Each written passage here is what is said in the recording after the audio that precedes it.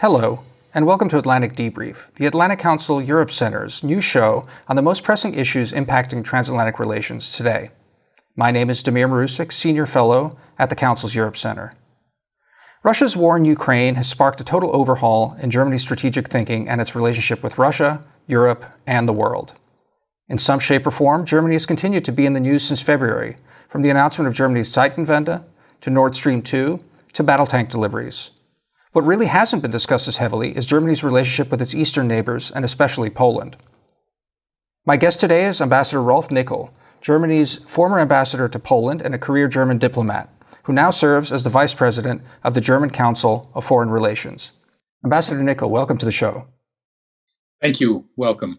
Ambassador, several of us from the Europe Center are in Berlin right now at the Korber Stiftung Berlin Foreign Policy Forum. We heard Foreign Minister Annalena Baerbock give a very moving speech this morning, where she said she is constantly haunted by questions she gets from allies, as well as citizens from Central and Eastern Europe, as Russia's war in Ukraine is ground on. The question has been, can we rely on Germany? Can they? I think we can, or you can, or the Eastern Europeans can. It is clear that up until February 24th, the attack on Ukraine by Russia, Germany has committed huge errors with respect to its policy vis-à-vis Russia, Ukraine, and also energy policy. That is sure. I call this the biggest strategic blunder of the Federal Republic since its inception in 1949. But what happened afterwards is a different story. I think Zeitenwende, as we call it, is real because not only because the Chancellor announced it, but because you can also see it in a number of areas. We have fulfilled, or we are in the process of fulfilling the 2% aim for defense budget with respect, in comparison to GDP. We are reducing considerably our energy dependency, and after a while, we will be completely independent from Russia. We are already in coal, and we are moving towards your oil, away from dependency on oil, and gas will take a little longer. We were dependent to 55%. Of our energy needs on gas from Russia, and we are now at 12%. So you can already see how this decreased. And certainly, we also made a lot of progress on the deliveries of arms to Ukraine. Now, of course, you can say this is not enough, yeah, and I would probably agree. There are deficits. We're definitely on the right road. Germany is not a sailboat. Germany is a big tanker, and in order to move a big tanker, you need to maneuver a little bit. So, but we are on the right road, and our allies and partners in Central Europe can count on us. Well, the fact that these questions are coming up, despite a lot of these commitments, a lot of the statements, and really the actions that Germany has taken. Do you think that there's been an issue maybe with public communication on this front? Is that where the problem is? I mean, how would you have done it differently if you would have done anything differently as ambassador? Is the government doing enough to communicate these really fundamental shifts in Germany? I'm not a public servant anymore, and I'm not a public relations specialist either. And certainly, one could probably say that communication is very important, and maybe could have been done better. But the most important thing is not communication. The most important thing is that things are moving ahead. And who would have thought on the 23rd of February how much Germany would go? This is a revolution in our foreign policy. Don't forget this. And revolutions usually take a little longer, even if you explain them correctly. Yeah. Well, so I was struck by Polish MEP Radek Sikorski. He gave a speech last week, and he said Germany cannot lead from behind. But at the same time, he warned that Germany should not overlook that fears from Germany's neighbors resulting Germany's strengthened military need to be taken into account. I was struck by that because it's an argument that, quite frankly, before the war, we heard about defense spending from a lot of Germans in this transatlantic debate when we had these. Is this still, do you think, a legitimate concern? Is that something that German policymakers should be keeping in mind? At least from where I'm sitting, the Zeitenwende speech, Chancellor Scholz's gestures at least have been greeted very warmly, and that argument seems a little passé. How do you see that? Well, I was there, obviously, because Radek Sikorski gave his speech at the German Council on Foreign Relations at our place. So I think when it comes to the substance, Germany should not hide behind the argument that maybe if we spend more on defense, that will create problems with our neighbors. It's true. I mean, we are about around 40 billion a year. If we spend 2%, that would be something like 70 billion. So it makes a huge difference. Would make Germany the biggest spender in Europe. So we have to be aware of this situation. And the more we can do together with our NATO partners and our European partners, the better it is. And that's how I understood also Radek Sikorski's comment. He wasn't opposed to Germany spending more. He was in favor of spending it in a way that does not create any problems with our neighbors. And I agree. We should be. We've been, contrary to some other countries, most of our defense spending goes to NATO anyway. And if we make sure that we are more engaged, let's say, in common projects that we have in NATO and in the European Union, I think that would be a great way forward. Mm.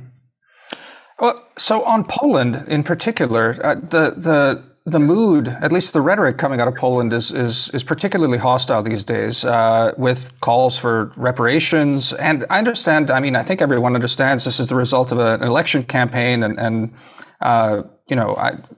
it seems from where I'm sitting particularly regrettable, but at least it's contextualized that way.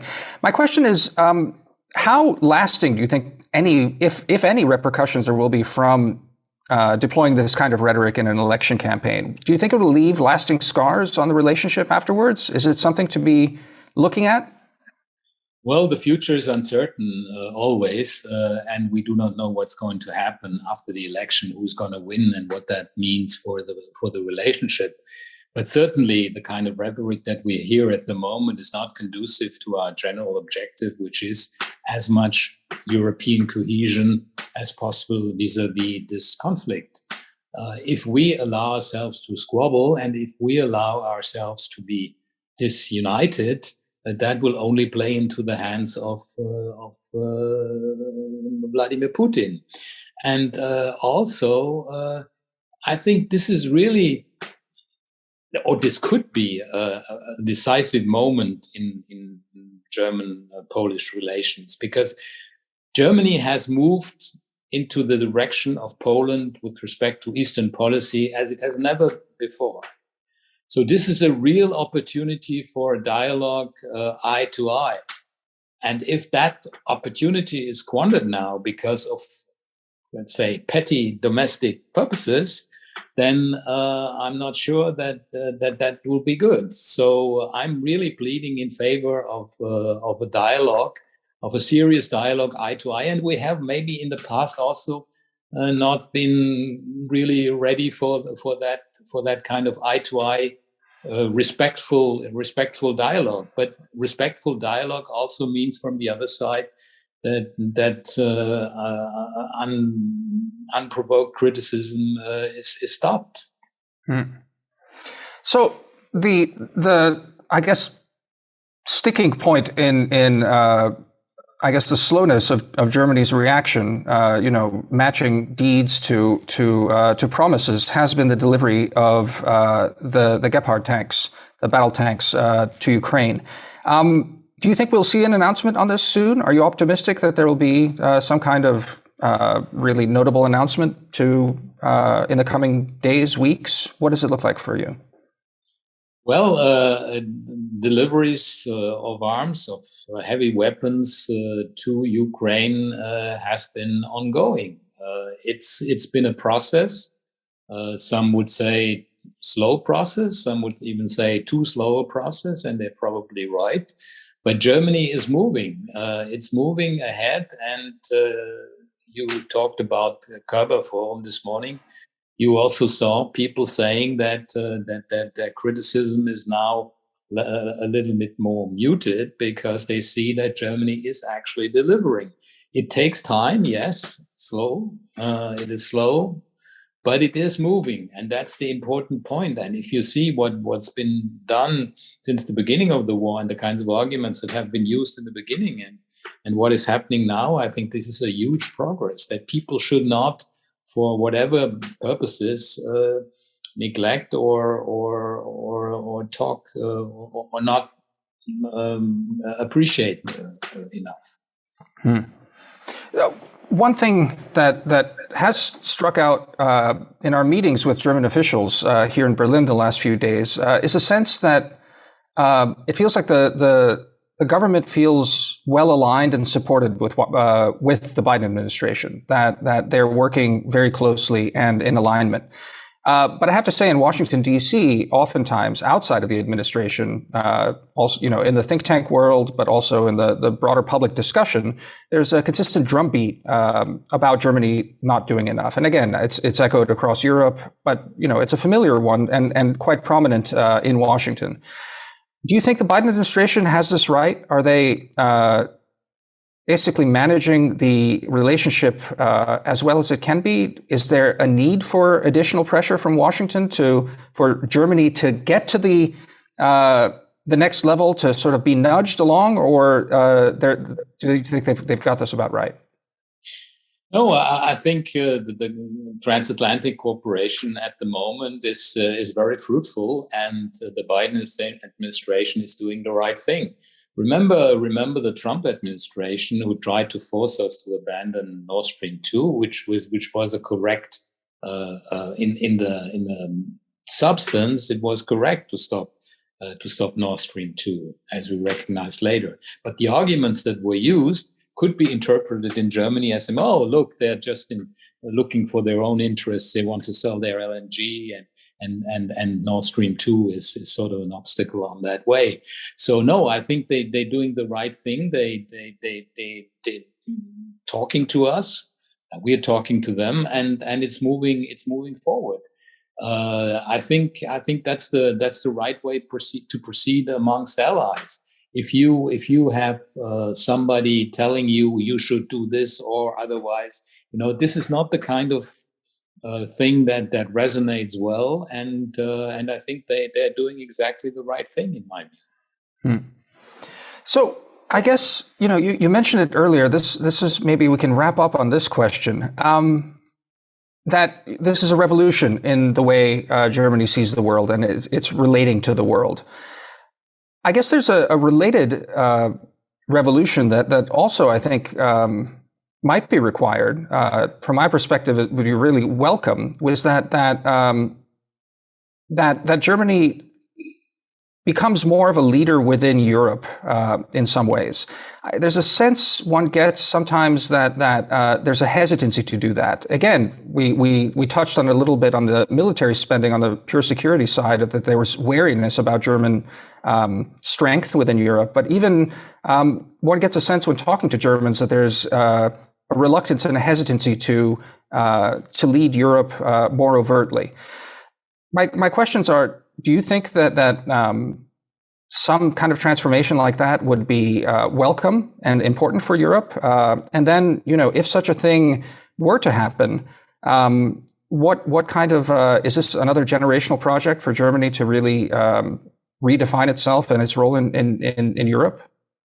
I think there has already been quite a change in this attitude as well. I mean, if you look at the speech of Defense Minister recently, also at the German Council on Foreign Relations, She was overtly advocating a leading role even in her field. So this is something is happening there, but this is this is a slow process, and we are not there where we should be. And don't forget, there are voices in Poland, for example, that say we do not need a German leading role; we need a role of restraint. So whatever we do in leading Europe can never be done alone. Germany is too small to do that. So it always has to be together with others. And in my view, obviously, the French, Polish, German angle, if you wish, the Weimar Triangle, can play an important role and should play an important role, because this is, how can I say, a critical mass of countries with initially different viewpoints. If we are ready together to do this, then I think we could be quite successful. But that means on the Polish side, stop German bashing all the time. This doesn't lead anywhere. It'll only ostracize and make things more complicated. We are ready to talk. We are ready to talk seriously. And the conditions for that have never been as good as they are now. So let's do it. Let's do it in the Weimar Triangle. Let's do it with everybody who's ready. And Germany certainly will play a role. We've been already playing a big role with respect to economic affairs. Look at the economic and financial crisis, but also in other fields. Conditions now are probably quite favorable. Ambassador, thank you for taking time in your busy schedule at this really incredibly critical point in European history and in transatlantic relations. Thanks for joining us. Thank you very much. All the best.